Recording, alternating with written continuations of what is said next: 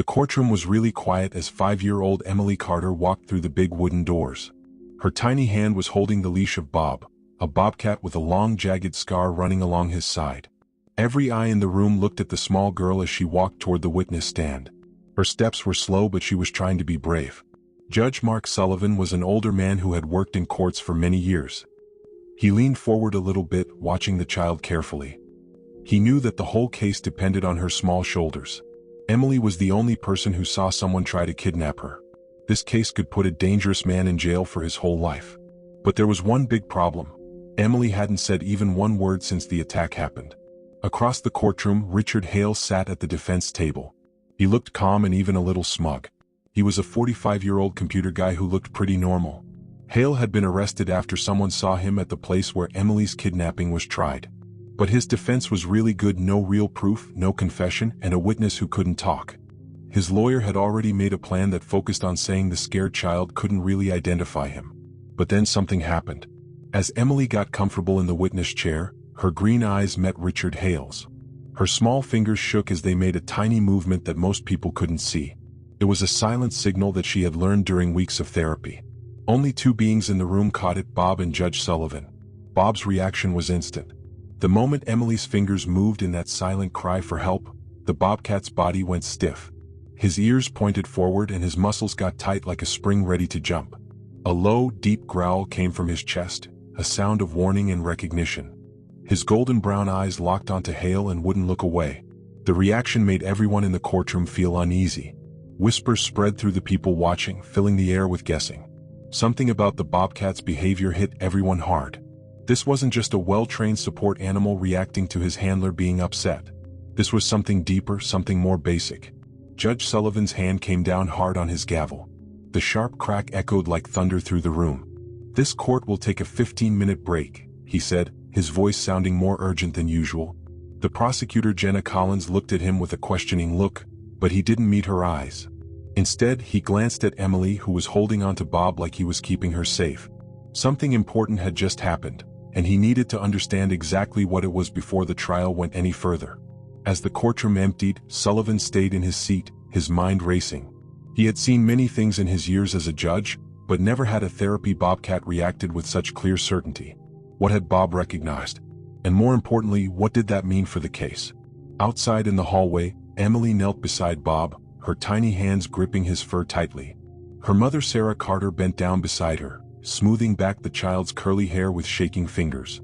"Sweetheart, are you okay?" she whispered. Emily didn't answer. She didn't need to. Her grip on Bob got tighter, her small body pressing into his side. Jack Monroe, the main investigator on the case, watched from a few steps away. He was a tough FBI agent with decades of experience. Monroe had a gut feeling that had helped him well over the years, and right now his gut told him that whatever just happened in that courtroom was going to change everything. He stepped closer to Judge Sullivan. "Something spooked that bobcat," he said quietly. "I'd bet my badge he recognizes Hale from somewhere." Sullivan breathed out slowly, his sharp blue eyes getting narrow. "Then we need to find out where." Meanwhile, inside the defense's private room, Richard Hale sat across from his lawyer Michael Graves. The moment they were alone, the smug confidence on Hale's face twisted into something else, something colder. His fingers drummed against the table as he thought about what had just happened. The girl hadn't spoken, but the bobcat had reacted. "She knows," he muttered under his breath. Graves raised an eyebrow.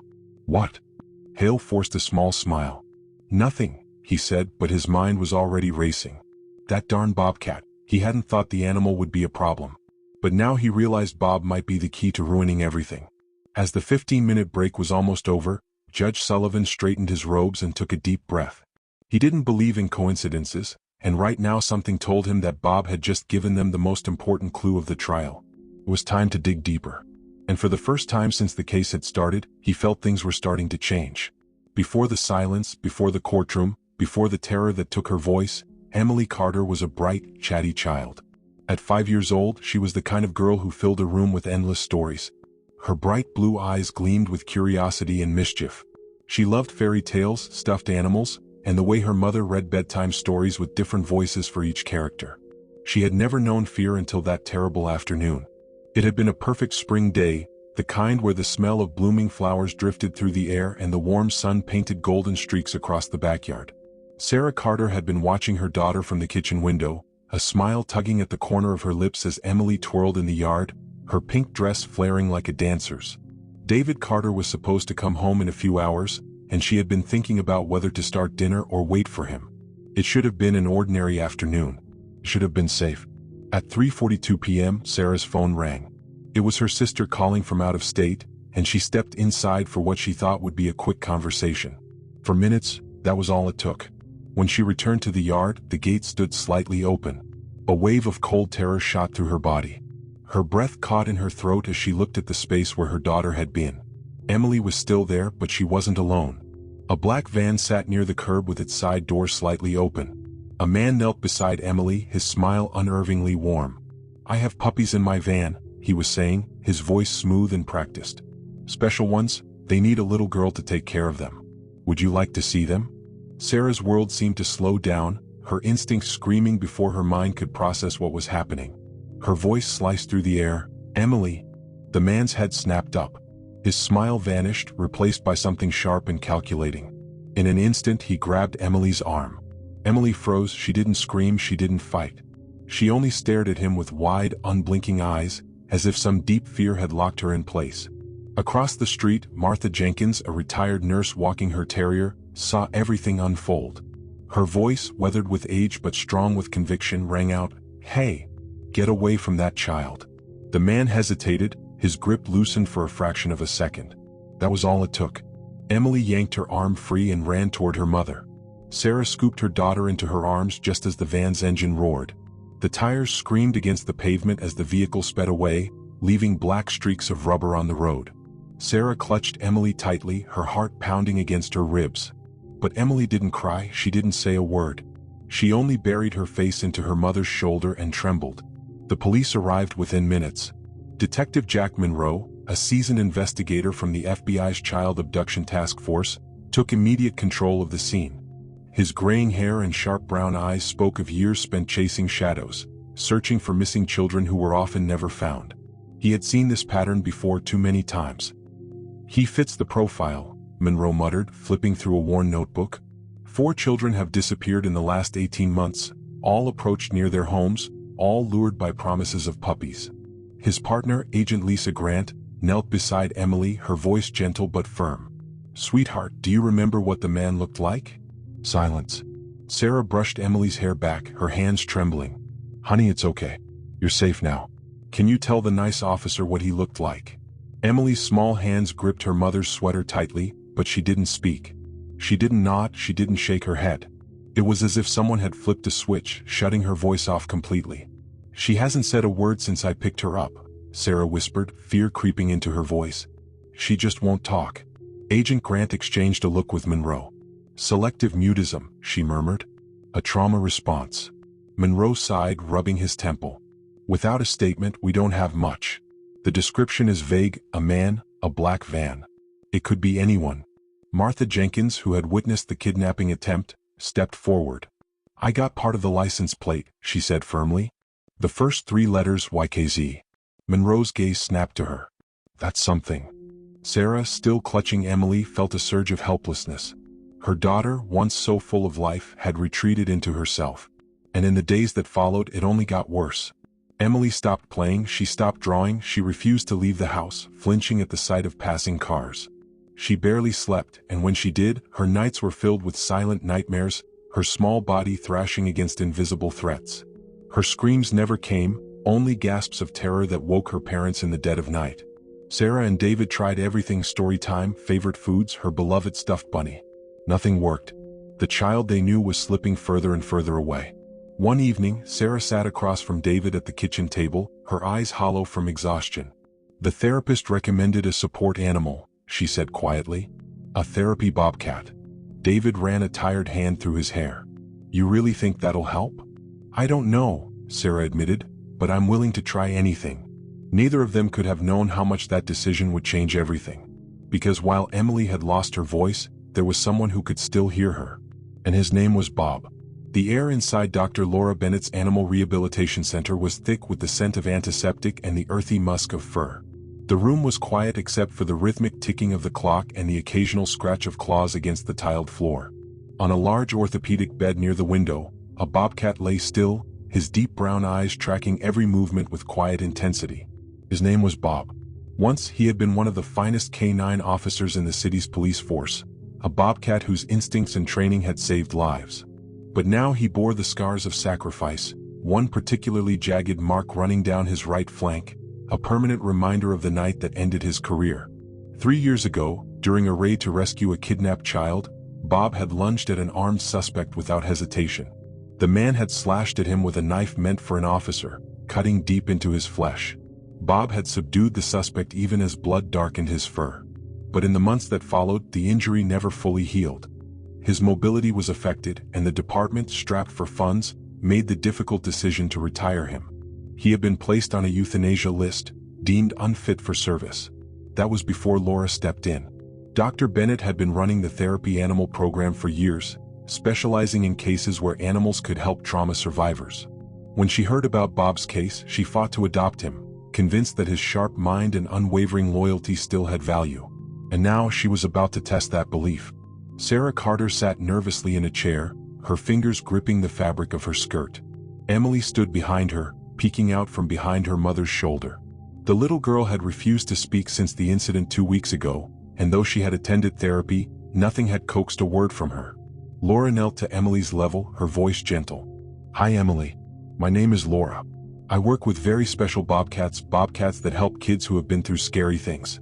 Emily said nothing, her green eyes flickering to the large bobcat a few feet away. Bob sat patiently, his ears perked forward, but he didn't move toward her. He simply watched, his presence steady and unthreatening. "Would you like to meet him?" Laura asked.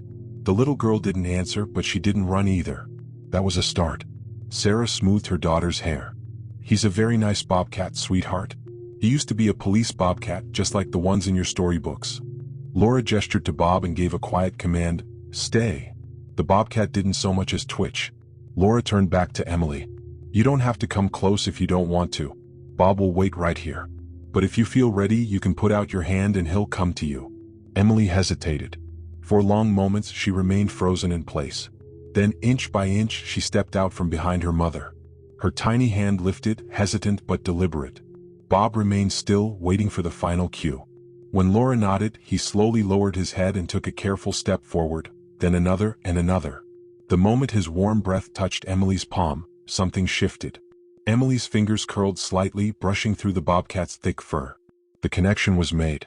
Sarah gasped softly, pressing a hand to her mouth. It was the first time Emily had reached out to anything or anyone since the attack. Tears welled in her eyes as she whispered, "Oh, baby."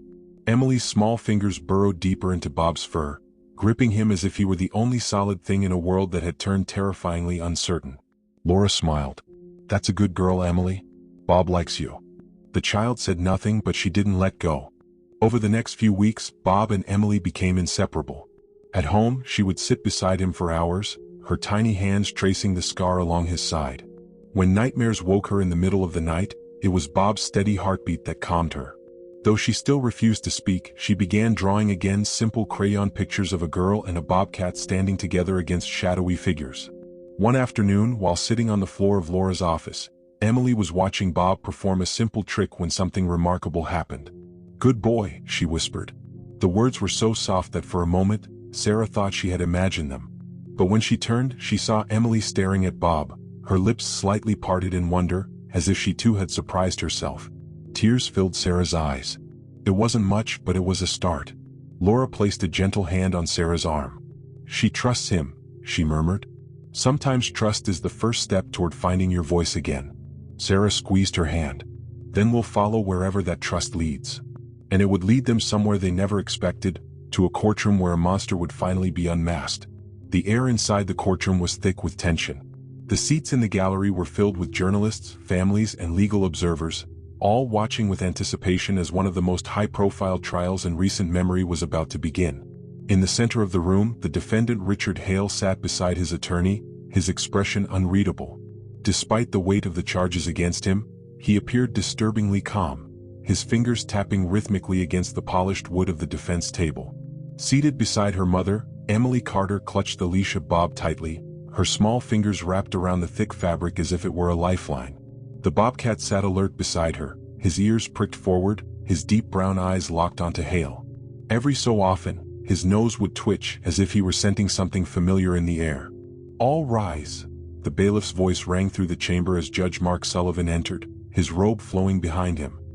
He took his seat at the elevated bench, his sharp eyes scanning the room before settling briefly on Emily and Bob. He had already made a ruling allowing the therapy bobcat to be present, but he knew that decision was far from universally accepted. "Before we proceed with opening statements," Sullivan said, his deep voice measured and controlled, "the court will hear arguments regarding the presence of the support animal in these proceedings." Michael Graves, the defense attorney, rose smoothly from his seat and adjusted his tie. "Your Honor," he began, his tone polite but firm, "while we understand the prosecution's argument for emotional support, the presence of this animal is highly prejudicial. A large bobcat in the courtroom may evoke an emotional response from the jury that could unfairly bias them against my client. We request that the bobcat be removed during testimony." Jenna Collins, the lead prosecutor, stood immediately in response. "Your Honor, Emily Carter is 5 years old and a trauma survivor. She has been diagnosed with selective mutism as a result of her experience. Bob is not here as a spectacle. He is here as a medically necessary support animal. His presence allows Emily to participate in these proceedings without undue distress." Judge Sullivan sat back, his expression unreadable. "I have already reviewed the documentation submitted by the child psychologist and the animal behaviorist. The bobcat remains." A murmur spread through the courtroom, some in agreement, others grumbling under their breath. Graves pressed his lips together, displeased but unwilling to argue further. He returned to his seat, shooting a quick glance at Hale, who remained eerily expressionless. The trial began in earnest. The prosecution painted a chilling picture of Hale's actions, a pattern of manipulation, deception, and predatory behavior spanning years. Witnesses were called, including the elderly neighbor Martha Jenkins, who recounted the terrifying moment she saw Hale trying to lure Emily into his van. Her voice trembled as she described the way he had grabbed the child's arm before fleeing when confronted. Emily sat silently through it all, her small frame dwarfed by the large wooden chair. Her fingers occasionally flexed around the leash, but she never let go. Whenever the tension became too much, she would look down at Bob, who remained perfectly still, his quiet presence grounding her. Then it was time for her testimony. A hush fell over the courtroom as Emily was gently led to the witness stand. Sarah Carter walked with her, her protective gaze never leaving her daughter. She helped Emily into the seat before stepping away, though every muscle was taut with the desire to scoop her daughter into her arms and take her far from this place. Jenna Collins approached carefully, her demeanor soft and warm. "Hi Emily," she said with a gentle smile. "I know this is a little scary, but remember, you don't have to say anything you don't want to. You can just nod or shake your head if you feel more comfortable. And if you ever need a break, you can let us know." Emily didn't look at her, her gaze fixed on the table, her breathing shallow. But then, as if sensing her unease, Bob pressed his body lightly against her leg. She reached down and gripped a handful of his fur. Slowly she nodded. "Good," Jenna said, keeping her voice light. "Emily, can you tell us who was with you in your yard that day?" Emily hesitated. She didn't lift her head, but after a long moment she slowly raised her arm and pointed directly at Richard Hale. The defendant's expression didn't change, but something flickered in his eyes, a brief, involuntary tightening of his jaw. Graves immediately stood. "Objection. The child has been repeatedly shown images of my client prior to trial. This identification is unreliable." Judge Sullivan held up a hand. "Overruled. The jury will determine the credibility of the witness." Jenna continued. "Emily, did this man say anything to you that day?"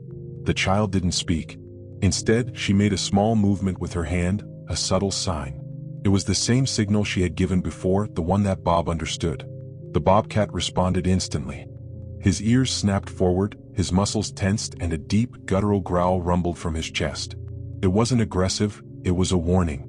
The reaction sent a shock wave through the courtroom. Even Judge Sullivan sat forward, his brow furrowed. Graves stood again, this time more urgently.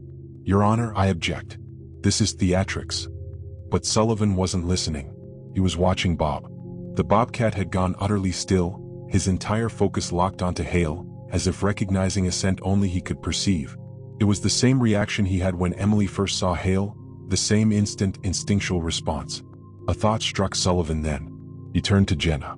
"Miss Collins," he said, his voice carefully measured, "has this animal had any prior interaction with the defendant?" Jenna hesitated. "Not to my knowledge, Your Honor." Sullivan turned to the defense table. "Mr. Hale, have you encountered this bobcat before?" For the first time, Hale showed real emotion. His fingers, which had been tapping so calmly earlier, now clenched into a fist. He remained silent. Then Jenna's eyes widened as a sudden realization hit her. She turned to her co-counsel and whispered something quickly. A second later, a member of the prosecution team rushed out of the courtroom. "What is going on?" Graves demanded, his patience thinning. Jenna straightened, her expression unreadable. "Your Honor, I request a short recess. There may be new evidence relevant to this case." Judge Sullivan studied her for a long moment before nodding. 15-minute recess. As the courtroom emptied, whispers filled the air. Speculation spread like wildfire. Had Bob just recognized Richard Hale? And if so, from where? Something told Judge Sullivan that the answer to that question would change everything. The weight of the case bore down on the prosecution team as new developments surfaced. Richard Hale had been officially linked to multiple disappearances, yet without Emily's full testimony, the trial teetered on the edge of uncertainty. What no one expected, however, was that the key to unraveling the case would not come from the child, but from the bobcat who never left her side. The morning was crisp as the prosecution team, led by Jenna Collins, presented their next motion to introduce new forensic evidence. The soil samples found in Richard Hale's van had been analyzed, and the results pointed to a very specific location, a remote, unoccupied cabin in the northern woods. Detective Jack Monroe, having worked on similar cases for decades, knew what this could mean. "Your Honor," Collins addressed Judge Sullivan, "we request a 24-hour recess to follow up on a crucial lead. We believe this evidence may provide the final piece needed to close this case." Michael Graves, Hale's defense attorney, immediately objected. "Your Honor, this is nothing more than a delay tactic. My client has already been through extensive questioning, and there is no solid evidence tying him to this so-called cabin. Soil samples are circumstantial at best." Judge Sullivan's stern gaze silenced Graves. "Motion granted," he ruled. "The prosecution has 24 hours. Court adjourned." As soon as the judge's gavel struck, Monroe and his team mobilized. Bob, Emily's ever-watchful protector, was brought along for the operation. His reaction to Hale had been unmistakable. Perhaps he could sense something that human eyes had missed. The search team arrived at the desolate cabin by early afternoon. The place was eerily silent, the surrounding trees whispering with the wind. A thick layer of dust covered the porch, yet faint footprints leading toward the back door suggested recent activity. Bob was the first to react. As soon as they approached the cabin, the bobcat's ears perked, his nose twitching with keen intensity. His body stiffened, tail erect, muscles poised like a coiled spring. He let out a low growl, pacing anxiously at the threshold. "This place is wrong," Monroe murmured. "Bob knows something's here." The team proceeded cautiously, weapons drawn. Inside, the cabin was sparse, a table, a cot, empty food cans stacked in a corner. But then Monroe noticed something peculiar. The wooden floor near the back wall had an unnatural seam, a faint indentation that seemed out of place. He knocked on it. "Hello. There's something under here," he said. With swift precision, the officers pried the boards loose. What lay beneath sent a shiver down their spines. A narrow staircase spiraled down into a hidden basement. The air grew cold and damp as they descended, the dim light revealing a horrific sight. Children's belongings, old toys, small shoes, a faded pink backpack. And in the farthest corner, chained but still alive, was a girl. Emma Sullivan. The 8-year-old had been missing for 6 months. Her face was pale, her clothes ragged, but the moment she saw the officers, her eyes filled with tears of recognition and relief. "Help!" she whispered, her voice hoarse from disuse. Bob reacted immediately, straining against his leash, whining as if sensing the suffering this child had endured. Monroe rushed forward, unlocking the chains, scooping Emma into his arms. "You're safe now," he assured her. "We've got you." Emma clung to him, her frail body trembling. The search had finally come to an end, but the nightmare wasn't over yet. Back at the courthouse, the news of Emma's rescue spread like wildfire. The gallery was packed as Collins prepared for the final strike against Hale. The judge allowed Emma's discovery to be introduced as evidence, along with the soil sample linking the cabin to his vehicle. "Mr. Hale," Collins addressed the defendant, her voice sharp as steel, How do you explain the presence of an abducted child locked in a basement on a property tied directly to you? For the first time, Richard Hale looked shaken. I don't know what you're talking about, he stammered. Jenna Collins pressed forward, her tone unwavering. Your DNA was found on the chains. Your vehicle's tires matched the tracks outside the cabin. And more importantly, Emma Sullivan is alive, meaning she can testify against you. The weight of those words settled over the courtroom. A single survivor meant a witness who could single-handedly dismantle his defense. Hale's carefully constructed composure began to crumble. His lawyer whispered furiously in his ear, but it was clear he was cornered. And then it happened again. Bob, lying at Emily's feet, suddenly lifted his head, his eyes narrowing at Hale. His hackles rose, a deep growl vibrating through his chest. The room went silent as the Bobcat took slow, deliberate steps forward, his gaze locked onto the defendant. It was a look of recognition. Hale flinched. Everyone saw it. The man who had maintained his arrogance throughout the trial was now visibly sweating, his hands gripping the edge of the table. He turned to his attorney, muttering something frantically. Then, in a voice barely above a whisper, he said, "I want to change my plea." Gasps erupted across the room. Judge Sullivan's gaze darkened. "Mr. Hale, are you stating that you wish to plead guilty?" The room held its collective breath. Hale exhaled shakily. "Yes." The trial's abrupt end sent shock waves through the nation. Richard Hale was sentenced to life in prison without the possibility of parole, his conviction sealing the fate of a man who had terrorized families for years. But the true heroes of the case weren't just the lawyers or the detectives. It was a 5-year-old girl who had found her courage, and a Bobcat who had never given up on her. In the days following the sentencing, Emily spoke her first words in weeks. Holding Bob's face in her small hands, she whispered, "Thank you." Her parents wept, knowing that their daughter was finally finding her way back to them. And as Bob purred softly, nuzzling her gently, it was clear some bonds were unbreakable. No matter how dark the world became, there would always be those willing to stand against the darkness, even if they walked on 4 legs.